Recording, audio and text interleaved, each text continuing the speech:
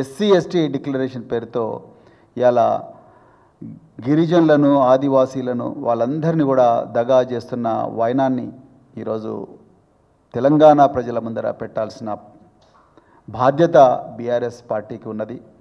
మరి మా నాయకులు తెలంగాణ తొలి ముఖ్యమంత్రి, తెలంగాణ ప్రయోజనాలే గుండెలో పెట్టుకొని నిరంతరం జీవించే వ్యక్తి కేసీఆర్ గారు తెలంగాణలో అన్ని వర్గాలను అద్భుతంగా ప్రగతి పదం వైపు నడిపిస్తే ఇవాళ రేవంత్ రెడ్డి గారు డిక్లరేషన్ల పేరుతో అందరినీ దగా చేసి లేటెస్ట్గా ఆదివాసీలను కూడా దగా చేసే పరిస్థితికి ఇలా వచ్చింది.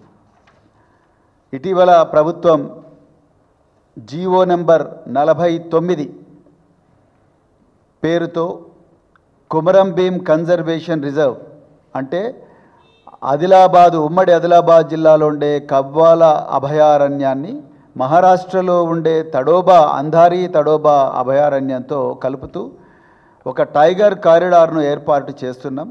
ఈ టైగర్ కారిడారు వల్ల చాలామందికి కూడా ఉపాధి దొరుకుతుంది, చాలా మంచిగా అవుతుంది అని చెప్పేసి జీవో నెంబర్ 49 మరి వారు రేవంత్ రెడ్డి గారి ప్రభుత్వం రిలీజ్ చేసింది.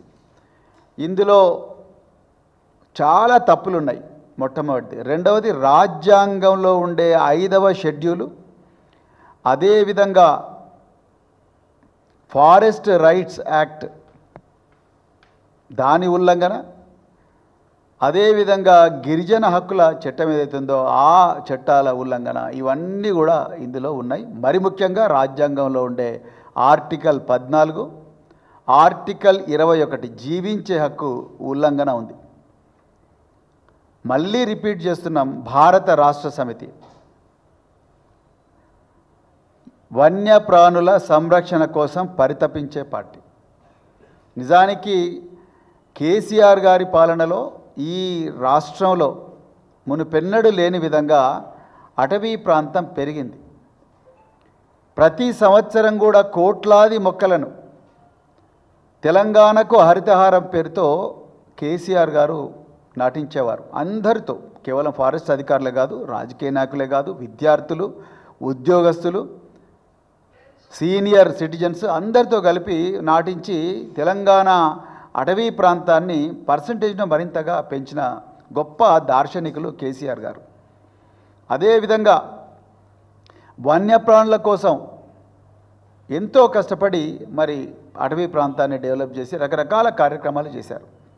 అదేవిధంగా ఇటీవలనే తెలంగాణ రాష్ట్ర ప్రభుత్వం, రేవంత్ రెడ్డి నాయకత్వంలో నడుస్తున్న ఈ కాంగ్రెస్ పార్టీ రాష్ట్ర ప్రభుత్వం నిర్లజ్జగా హైదరాబాదు సెంట్రల్ యూనివర్సిటీలో 100 ఎకరాల అటవీ భూమిని సుధావర్మన్ వర్సెస్ స్టేట్ ఆఫ్ తమిళనాడు ఈ సుప్రీంకోర్టు జడ్జిమెంటును యథేచ్ఛగా పట్టపగలే ఉల్లంఘించి వందలాది మంది పోలీసుల పహారాలో 100 బుల్డోజర్లతోని 100 ఎకరాల అటవీ ప్రాంతాన్ని నాశనం చేసి పదుల సంఖ్యలో జింకలు, నెమళ్ళ సంహారానికి పూనుకుంటే ఆనాడు వీరోచిత పోరాటం చేసింది భారత రాష్ట్ర సమితి పార్టీ.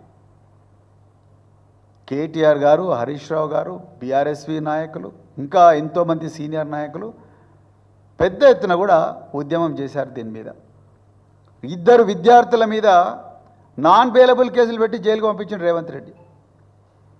అటవీ ప్రాంత సంరక్షణ కోసం మరి పార్టీ చేసిన పోరాటం వల్లనే సుప్రీంకోర్టు గుర్తించి గౌరవ చీఫ్ జస్టిస్ బిఆర్ గవాయ్ గారు సెంట్రల్ ఎంపవర్డ్ కమిటీని తెలంగాణకు పంపించి అధికారులందరికీ కూడా వార్నింగ్ ఇప్పించిండ్రు. అప్పుడు కానీ రేవంత్ రెడ్డి ఆగలేదు. సో అలాంటి చరిత్ర బీఆర్ఎస్ పార్టీకి ఉన్నది. కానీ ఇలా ఎన్నో అబద్ధాలతో కూడుకున్న ఈ జీవో 49ను ఇవాళ ప్రజల ముందర తీసుకొచ్చి కేవలం 7 పులుల కోసం, నేను ముందరనే చెప్తున్నా, మేము వన్యప్రాణుల సంరక్షణకు పూర్తిగా సపోర్ట్ చేస్తాం, మా పార్టీ కల్చర్ అది. కానీ కేవలం 7 పులుల కోసం 7 లక్షల మంది గిరిజనులు నిరాశ్రులయ్యే పరిస్థితి ఇలా ఆసిఫాబాదు, కొమరం జిల్లాలో అదేవిధంగా నిర్మల్ జిల్లాలో, ఉమ్మడి ఆదిలాబాద్ జిల్లాలో నెలకొన్నది. ఇలా బిక్కు బిక్కు అనుకుంటూ గిరిజన గూడాలన్నీ కూడా బతుకుతూ ఉన్నాయి. వాళ్ళ ఊర్లలో నిద్ర లేని పరిస్థితి ఉన్నది, వాళ్ళ ఊర్లకు పోలేని పరిస్థితి ఉన్నది. అదేవిధంగా పోడు చేసుకున్న భూముల్లో నాగళ్ళు పెట్టుకోలేని పరిస్థితి ఉన్నది, నాట్లేసుకోలేని పరిస్థితి ఉన్నది. తొలకరి చినుకలు ఆల్రెడీ వచ్చినాయి, నాట్లేసుకోలేని పరిస్థితి ఉన్నది. వాళ్ళ నాగళ్ళు గుంజుకపోయి ఫారెస్ట్ అధికారులు అటవీ ప్రాంతాల్లో మరి ఫారెస్ట్ స్టేషన్లలో పెట్టుకుంటున్నారు, ట్రాక్టర్లు గుంజుకుంటా ఉన్నారు. ఈసారి పత్తి వేసుకోకపోతే ఆ పత్తి నుండి వచ్చే డబ్బులతోని బియ్యం గింజలు కూడా కొనుక్కోలేని పరిస్థితి ఇవాళ అటవీ ప్రాంతాల్లో దాపురించింది.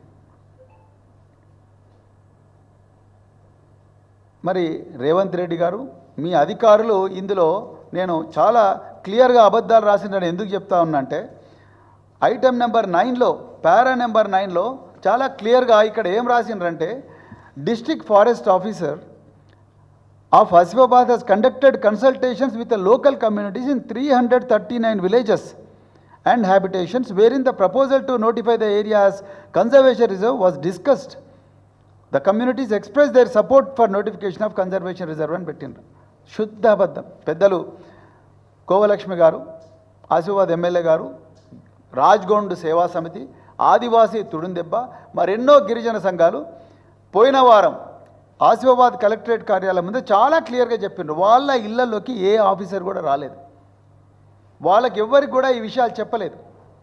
నిజానికి పీసా చట్టం 1996లో ఈ దేశంలో ఏర్పాటు చేయబడ్డ పీసా చట్టం ప్రకారము గిరిజన గ్రామాల్లో షెడ్యూల్డ్ 5 ఏరియాస్లో ఏ కార్యక్రమం చేసినా, ఏ భూమిని అక్వైర్ చేసినా, ఏ గూడాన్ని తరలించాలని ప్రయత్నం చేసినా ముందు ఆ ఆదివాసుల సంతకం కావాలి, వాళ్ళందరి గ్రామసభ జరగాలి.